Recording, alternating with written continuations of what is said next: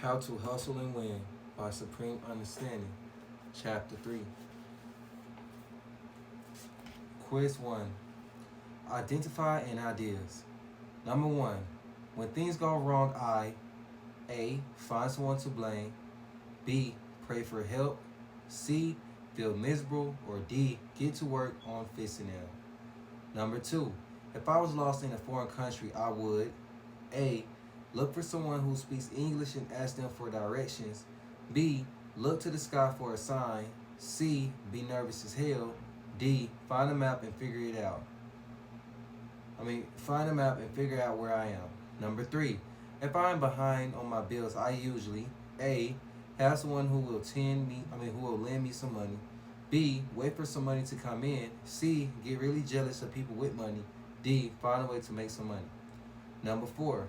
To me, heaven is A. For everyone, no matter what you do.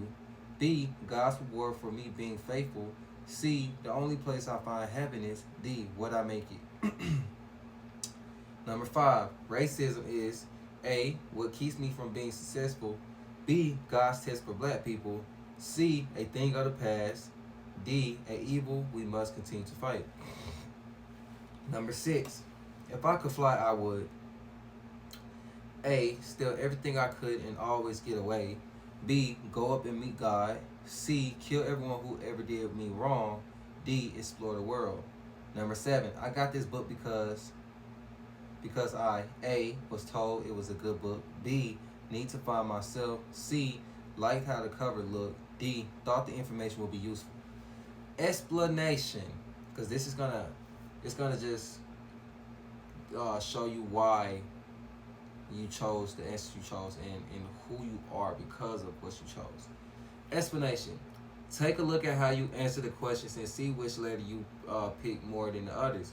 Before you read the following statements, however, I'm going to offer you this. Although there aren't really any right or wrong answers, your answers tell you a lot about you as a person. You may not like what you find, but don't take it personally. We are all screwed up in one way or another. Life is about the process of perfection, which requires change and growth. You can't grow until you learn your weakness. Mostly A's, the irresponsibles. These answers describe someone who isn't thinking with their own mind yet. Either they are looking for approval of others, following others' lead, or blaming their own issues on outside factors or people. In other words, they're always denying responsibility, avoiding accountability, and looking for outside help. Mostly B's, the faithfuls. These answers describe someone who is highly religious. They believe prayer is the answer for their problems and often avoid working to solve the problems as a result. They think everything in religious terms and rarely use critical thinking or logic to understand what's really going on. Mostly C's, the emotionals. These answers describe someone who usually responds to situations in emotional terms. They may not spend a lot of time crying, but they are more likely to become angry, depressed, or irrational than someone who has a control of their emotions. Mostly D's, the originals. These answers describe someone who thinks for himself, solves his own problems, and avoids the pitfalls of the above personality types. These people are usually the most successful in life because they know how to create their own success. However, sometimes these people can be too intellectual about things.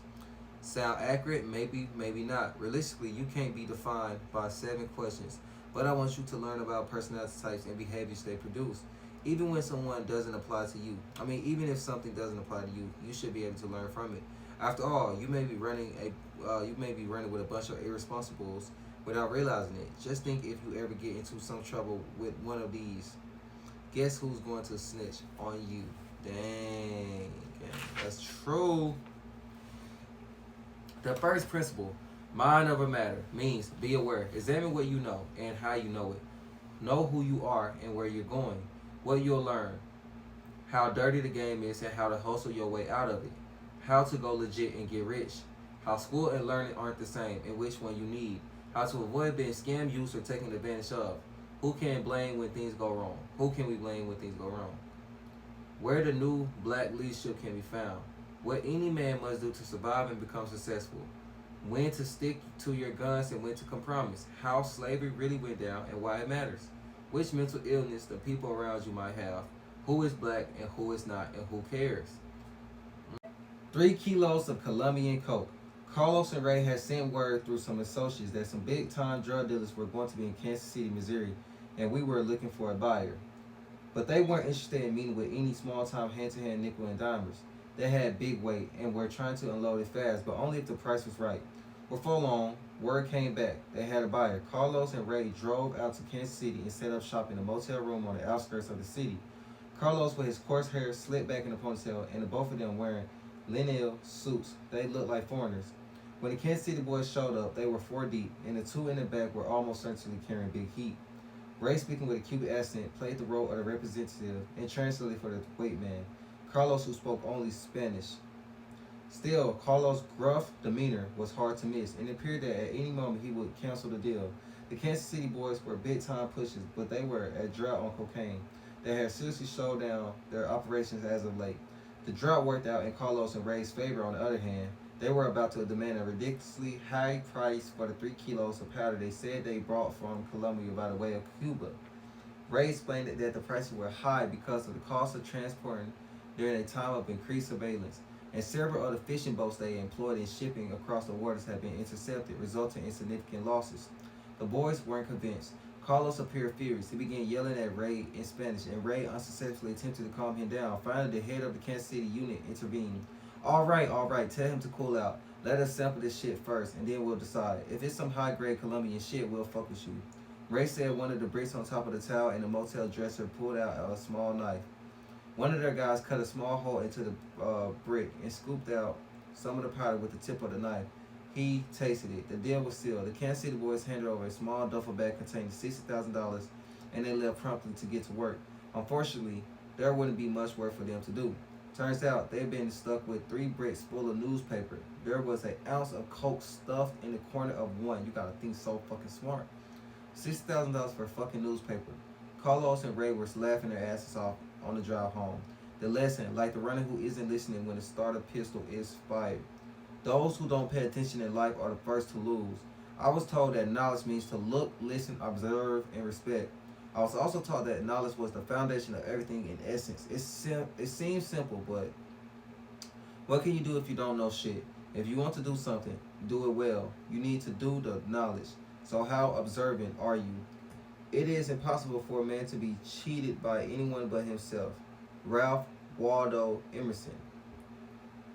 Were there any clues that tipped you off about what was really going down? Look again. Did you notice that I spelled Ray's name differently in one place? Well, that's a dead giveaway. There is something not entirely true here. Of course, his name wasn't really Ray or Ray. And of course, Carlos wasn't a Carlos. They weren't even Cuban, just 2 black dudes who knew enough Spanish to fake it. Half the time, Carlos was just saying random Spanish word really fast. The Kansas City boys had no idea. See? You gotta pay attention. And yes, I have noticed. See, at first, it was spelled R-E-Y, and then the second time it was spelled R-A-Y. So you gotta pay attention when you're reading this book.